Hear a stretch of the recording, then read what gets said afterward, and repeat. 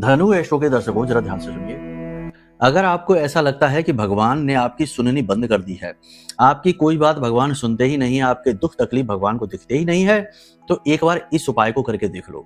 100% guarantee के साथ आपको पता लग जाएगा कि भगवान आपकी सुन भी रहे हैं और आपकी इच्छा कामना पूरी भी कर रहे हैं।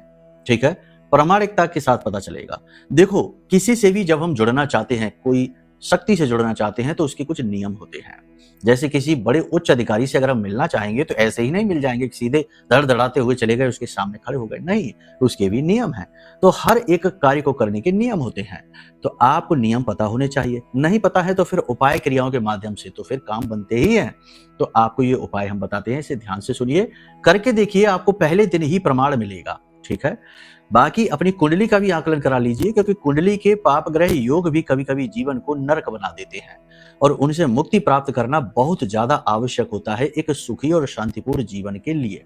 ठीक है, चलिए तो इस उपाय को ध्यान से सुनिए। आपको क्या करना है कि अपने घर के दरवाजे की मिट्टी लेनी है। अब कोई कहेगा कि हमारा घर तो पक्का है, मिट्टी कहां से आएगी? तो घर में जो सुबह की झाड़ू लगती है, तो सुबह की झाड़ू लगने में जो रज निकलती है, जो मिट्टी निकलती है, उसे अपने घर के दरवाजे तक ले जाएं, दहलीज तक, और फिर वहां से उसे साफ करके उठा लें।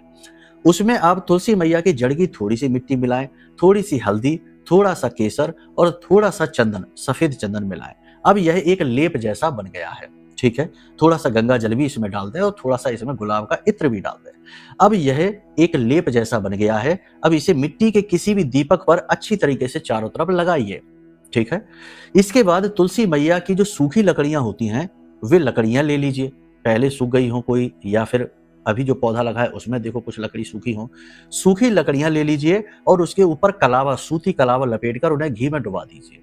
शाम के समय आपको नजदीक के किसी भी मंदिर में जाना है और मंदिर के मुख्य दरवाजे के बाईं ओर इस दीपक को जला देना है। ठीक है, और इस दीपक को जलाने के बाद आपको वहीं पर बैठकर ओम नमो भगवते वासुदेवाय इस मंत्र का कम से कम 21 बार जाप करना है।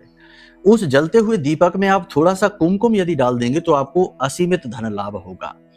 लौंग का जोड़ा डालेंगे तो शत्रुनाश हो जाएगा। ऐसे ही अलग अलग विधियां हैं, तो आप ऐसे कोई भी विधि अपना सकते हैं। विशेष ज्ञान, जानकारी या कुंडली विश्लेषण के लिए वीडियो में नंबर है, फोन कर लेना, पूर्ण मार्गदर्शन हो जाएगा। जय माई की।